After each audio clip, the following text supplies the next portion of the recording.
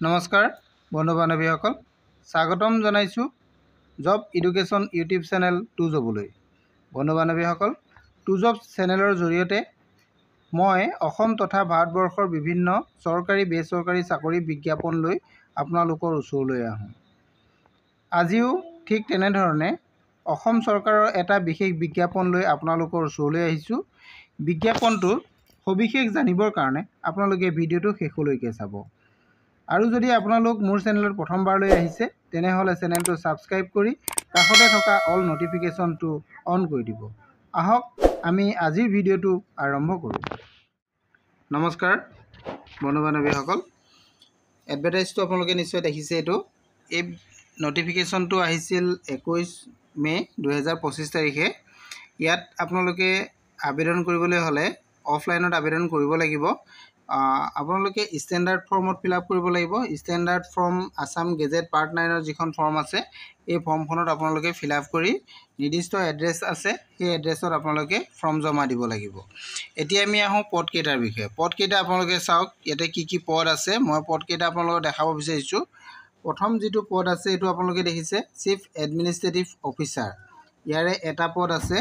এই পদটোৰ কাৰণে আপোনালোকৰ যিটো পে' হ'ব scale of pay' along with grade pay', মই এইকেইটা দেখাই দিছোঁ আপোনালোকক। স্কেল অফ পে'টো আপোনালোকৰ হ'ব 30,000ৰ পৰা আৰম্ভ হ'ব আৰু গেট পে'টো আপোনালোকৰ 14,500 টকাৰ পৰা হ'ব। আৰু এই পদটো আছে আনৰিজাৰ্ভৰ কাৰণে দিয়া হৈছে, ইয়াতে কোনো ৰিজাৰ্ভেশ্যন কেটেগৰীত পদ নাই। 2 নম্বৰতে আছে আপোনালোকৰ বেঞ্চ ক্লাৰ্কৰ পদ আছে। এই ক্লাৰ্কৰ পদটোৰ কাৰণে এটা পদ আছে ইয়াতে, এইটো আনৰিজাৰ্ভ পদ হয়। ইয়াতো আপোনালোকৰ স্কেলটো 22,000 টকাৰ পৰা আৰম্ভ হ'ব আৰু গেট পে'টো 9,100 টকাৰ পৰা হ'ব। আৰু 3 নম্বৰ যিটো পদ আছে, 3 নম্বৰ পদটো আপোনালোকে চাওক এডমিনিষ্ট্ৰেটিভ অফিচাৰ। এই পদটো এটা পদেই আছে, ইয়াৰো আপোনালোকৰ স্কেলটো 22,000 টকাৰ পৰা আৰম্ভ হ'ব আৰু গেট পে'টো 9,100 টকা হ'ব। এইটো পদো আপোনালোকৰ আনৰিজাৰ্ভত ধৰা হৈছে। আৰু 4 নম্বৰ যিটো পদ আছে এইটো বেঞ্চ ক্লাৰ্কৰ পদ হয়, এইটো গ্ৰেড 2 পদ। ইয়াতো এটা পদ আছে, ইয়াতে আপোনালোকৰ পে' স্কেলটো 14,000 টকাৰ পৰা আৰম্ভ হ'ব আৰু ইয়াতে গেট পে'টো আপোনালোকৰ 8,000 টকা হ'ব। পদটো আনৰিজাৰ্ভত দিয়া হৈছে। এতিয়া আপোনালোকে এই পদখিনিৰ কাৰণে আবেদন কৰিবলৈ হ'লে ইয়াতে আপোনালোকে কি বস্তু লাগিব এইখিনি কথা ইয়াতে উল্লেখ আছে। এইটো আপোনালোকে চাওক, আছাম গেজেট পাৰ্ট 9ৰ যিখন ফৰ্মখন ফিল আপ কৰিব লাগিব। ফৰ্মখনৰ লগত আপোনালোকে 4 copy recent passport size photograph আপোনালোকে দিব লাগিব আৰু লগত আপোনালোকৰ নিজৰ যিখিনি টেষ্টিমনিয়েল এইখিনি দিব লাগিব।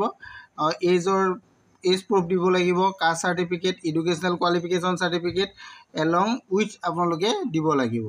এইখিনি ডকুমেণ্টছ আপোনালোকে লগত জমা দিব লাগিব।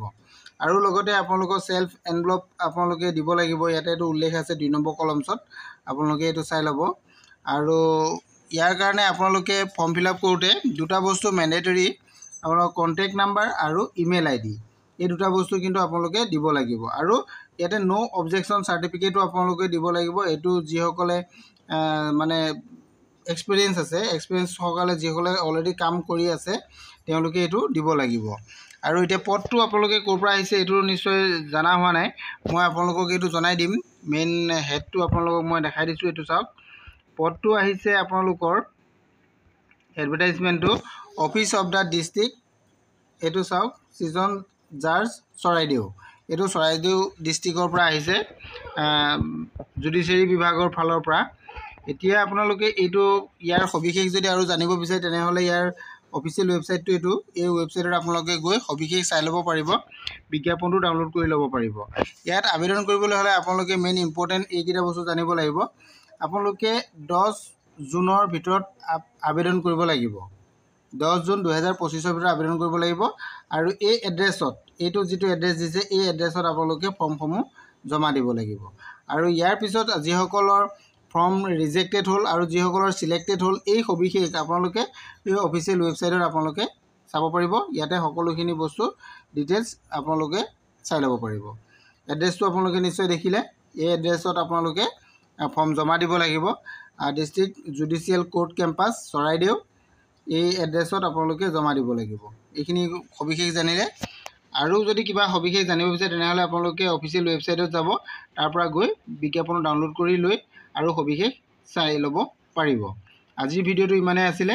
ভিডিঅ'টো যদি ভাল লাগিছে তেনেহ'লে লাইক কমেণ্ট শ্বেয়াৰ কৰি দিবলৈ নাপাহৰিব। Thank U.